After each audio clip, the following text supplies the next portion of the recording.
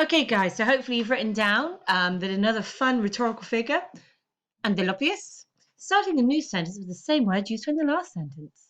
Okay, so what's coming up next? Another rhetorical figure we can have fun with. Laertes. Okay, this is describing things in terms of what they are not.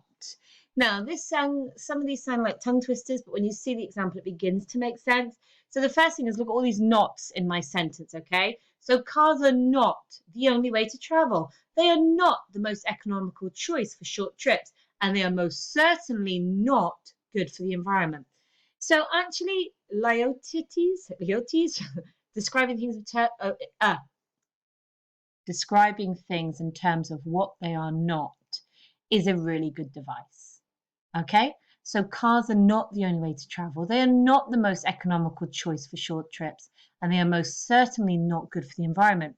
Now, also, what's done within that sentence, which is a nice thing, just if you're in in one of the highest sets, just to draw attention to something else, you've also got like this build towards the climatic. They are most certainly not good for our environment. So sometimes it's not just about the nots, the describing things in terms of what they're not, but sometimes it's thinking about the order, the choice of your nots. So we could say unhealthy foods are not, they are not, and they are most certainly not. And you could copy and practice using Laertes in that structure. If again you like the independence, do not be afraid to do it your own way, as long as we've got the three nots there, as long as you're describing healthy foods in terms of what they're not. Okay, my lovelies. So again, if you want to be completely independent and you're happy in this process, just press pause. For those of you that want me to work with you, just stay listening and we'll have some ideas together, okay? So if we're thinking about this, sometimes if we're really structuring and planning a speech, we would do more in terms of the content planning, the ideas. Okay, today, because we're practicing sentence structure, I'm kind of alleviating that pressure a little bit, but it means in these moments we've got to think on our feet. But actually, what we would maybe have done, if we were talking about the real process of writing a speech, is would have thought of some of the things, some of the reasons why people might claim they eat a lot of sugary foods, high fatty foods. So, for example, some people claim that unhealthy foods or high processed foods are cheaper, that they're quicker, that when you're under time pressure to get a meal out for your family, that the reality is that processed foods, so things like ready meals, pre-cooked sauces, are actually higher in sugar and fat, so they become unhealthy. So the pressure to cook healthy food is a time one, a money one. So if we were going to reverse that, we could say unhealthy foods are not the cheapest option. They are not the easy solution, and they are most certainly not the best way to feed your family. Okay, other things, right? Little disclaimer, because my son's going down the same path. I just used to love sweets and sugary foods like a reward.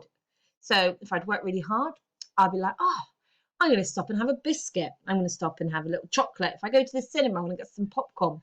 So we do have a little bit of an unhealthy relationship with unhealthy food. So sugary, fatty snacks tend to be the fast foods, the takeaways, the delicious foods we think we really enjoy. So what we could do is we could go down that line. Unhealthy foods are not the only way to reward yourselves.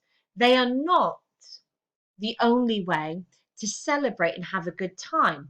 And they are most certainly not the best choice that you can make. Yeah, so because that's true, isn't it? Unhealthy foods tend to be the ones we eat, and we have a relationship with unhealthy foods, like it's a bit of a treat. So unhealthy foods are not a treat. They are not the only way to reward yourself, and they are most definitely not, or most certainly not, the best way to reward your children. Hands up, I do that. Most of the Haribos. Yeah, so it's that practice. So pause your screen now and have a go at doing this one for yourself. Okay, lovely people. So our next fun rhetorical figure is anaphora, where you repeat the same sentence opening. Now, although we've got my example here, this is one of the ones that we classically see in key speeches from across history. Okay, we see it in the beautiful works of Churchill, when we see it in the speeches of Martin Luther King. I have a dream, I have a dream, I have a dream. That's anaphora. He's repeating that same sentence opening. Okay, Churchill, we will fight them, we will fight them. Okay, so whenever we see the repetition at the beginning of a sentence of a word, a phrase, it's anaphora. And again, if we go back to where we started, it makes something memorable. Repetition is always about memory. We remember it, but it also creates like a striking kind of resonant core. Okay, when you repeat a certain phrase, it almost amplifies it and it resonates with us and it creates that striking moment. And it's persuasive because it's playing on our thoughts. It's going to stand out with us. So it is time to reclaim our town centre. It is time to make it a pleasant place to visit. It is time to ban cars. Now, again, an extra layer here is that we kind of build to the revelation of banning the cars. So it's still part of that sentence structure. We still really want to focus people that my purpose in this speech is to ban cars. Okay, so that final "it is time" leads to banning cars. So your final "it is time to" could lead to banning adverts. Yeah, it is time to ban adverts that promote healthy food. Unhealthy food. We definitely want to promote healthy food, don't we? So again, guys, if you want to pause, you've got your sentence structure there to complete if you want to be independent. If not, you can stay with me. Okay, so guys, we're going to practice anaphora for your speech. You're trying to persuade people to ban adverts that promote unhealthy, fatty, sugary foods. Okay, now if we're looking at this, it is time to, it is time to. Now, because we're practicing sentence structure, it doesn't matter if we're repeating words we've used elsewhere. Yeah, it is time to end obesity. It is time to end diabetes. It is time to ban the promotion of unhealthy foods. So you could build it up that way. Now, if we wanted to look at my example, it's time to reclaim, it's time to make. These are actually quite positive statements. So we could say, or go down a positive route, it is time to reclaim healthy food. It is time to make good choices. It is time to ban adverts that promote sweets and treats on TV. So you could go down that route. Okay, so we could go for all negatives. It's time to tackle obesity. It's time to address diabetes. It is time to stop the advertisement of unhealthy foods on TV. Yeah? Or you could go for a positive. It's time to reclaim our healthy food choices. It is time to make better decisions for our long-term health. It is time to stop ads that promote sweets and treats as the only way on TV. Okay, so your chance now is press pause, write down your anaphora, repeating the same sentence opening, and complete your sentence stem. Okay, lovely people, this is our last one for today, and then we're done. Polysyndeton. Polysyndeton. Okay. Now, it's the repeated use of "and" to link items in a list. Okay, so it's this really long polysyndeton. It sounds really technical, yeah, really rhetorical, but actually it's just using "and" a lot to link items in a list.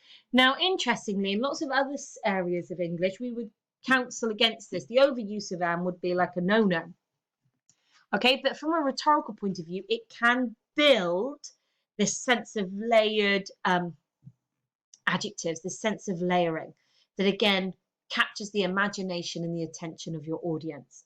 So cars are smelly and polluting and noisy. Okay, unhealthy foods are da da da da da da da. Okay, so it is literally about creating a list. So for this one, again, if you want to pause now and you're doing it yourself, you just write polysyndeton, repeated use of, and then you write your own example. If you want to stay with me, you can.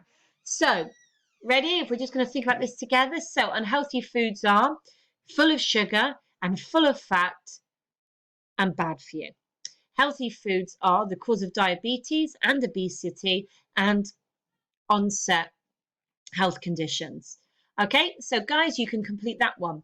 Now, everybody, we're back together tomorrow. Just a reminder that for each of these, the polysyndeton, repeated use of "and", anaphora, repeating the same sentence opening, leotes, describing things in terms of what they're not, andaloplius, starting a new sentence with the same word to end the last sentence, hyperphoria, asking and answering a rhetorical questions.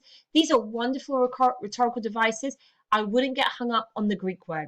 It's actually being able to use the device within your writing that we really want to encourage. Okay, so whether you remember it's hyperphoria, but you've got a question and then you answer it, you're using the device. Whether you remember it's Andalopoulos, that you're starting a new sentence with the same word used to end the last sentence, it's the technique that you're using it, not that you're remembering the words all the time. Okay, so make sure you've written them down, that you've got an example of each. Okay, but it's been brilliant working with you today, and I'll see you tomorrow. Bye.